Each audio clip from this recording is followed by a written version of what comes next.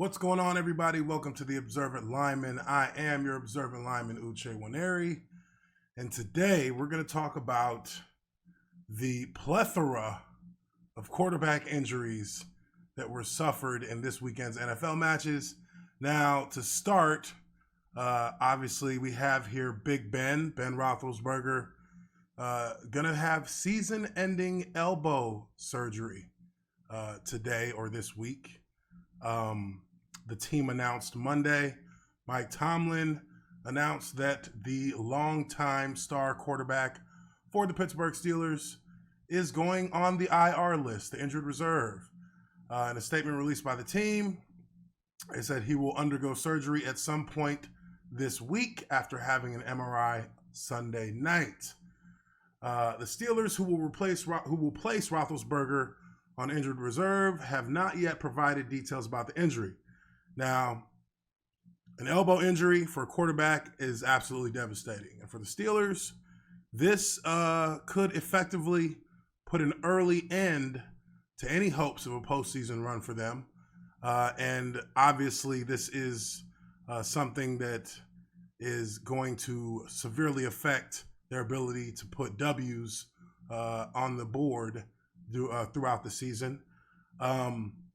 Kind of makes them wish they still had Le'Veon Bell and Antonio Clown, because now seems that there's going to be a huge drop off in productivity for that offense, with no sound running attack, and with a backup quarterback in QB Mason Rudolph is looking to be the starter for this next game coming up. But in their 28-26 loss to Seattle, Roethlisberger was hurt late in the second quarter, grabbing his elbow after attempting a pass on the team's final drive of the half. Roethlisberger had complained of arm soreness coming off the Week 1 loss at New England. Multiple teammates said Monday. One Steeler told ESPN that he texted Roethlisberger on Sunday night, and the quarterback responded that the injury outlook was not good. So clearly, and we've seen this with a number of quarterbacks so far in this NFL season. In this young season, there have been quarterbacks that have gone down. Obviously, you have Nick Foles in Jacksonville. You have Ben Roethlisberger. You have Drew Brees, who will be out at least 6 weeks with a thumb injury. So there are a lot of quarterbacks, a lot of the more veteran quarterbacks that have been knocked out in these first 2 weeks of the season, and it's not looking good for Steel City here with the loss of Big Ben. It says Monday's locker room scene was unsettled. This is the first time in Roethlisberger's 16-year career that he is set to miss more than 4 games in a row. It's super weird, really surreal, guard David DeCastro said. You've got to have the football mentality that the next guy's up and move on.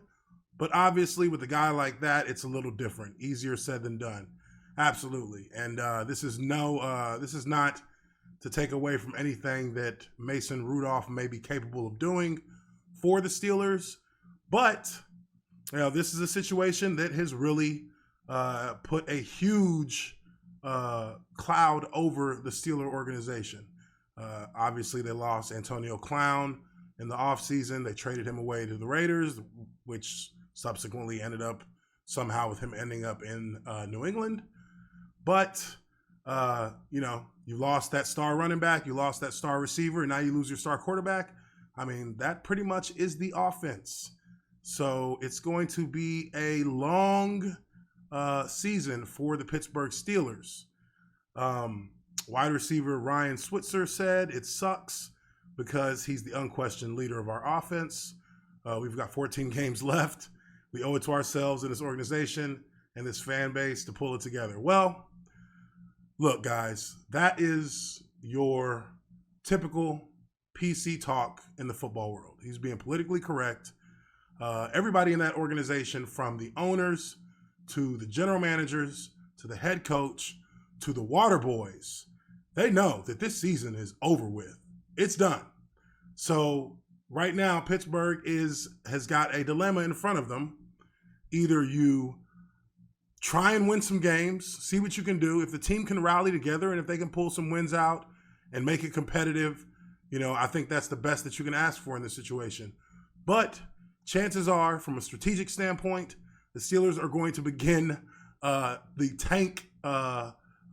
season tank process in order to now secure themselves a first-round pick at the quarterback position, because with this kind of injury that Ben Roethlisberger has, you now have to find his replacement. You have to find the heir to the Roethlisberger era, and it's unfortunate, but this is a business, and this is how the NFL operates. So they're going to be looking to find a way to get themselves in a good position for a good draft pick so that they can get that quarterback spot settled for the future. Now, look, the Pittsburgh Steelers are a class organization. This is an organization that I think in their team's history has only had 3 or 4 head coaches. And that says a lot about how a franchise operates when you only have, when you have less than a handful of head coaches over the entire history of your organization, of your franchise. But it says here that second-year quarterback Mason Rudolph nearly led the Steelers to a fourth-quarter comeback Sunday in his first career appearance, completing 12 of 19 for 112 yards and 2 touchdowns with an interception. So he had a solid game. He had a good game, actually. 1 interception was probably the lone blemish, but he did, in fact, come in and produce for the Steelers. So that is a silver lining in the situation for them, obviously, and they're going to see if they can build on that. But they'll know for sure if Rudolph is going to be their guy to move forward through this season with in about 3 to 4 weeks.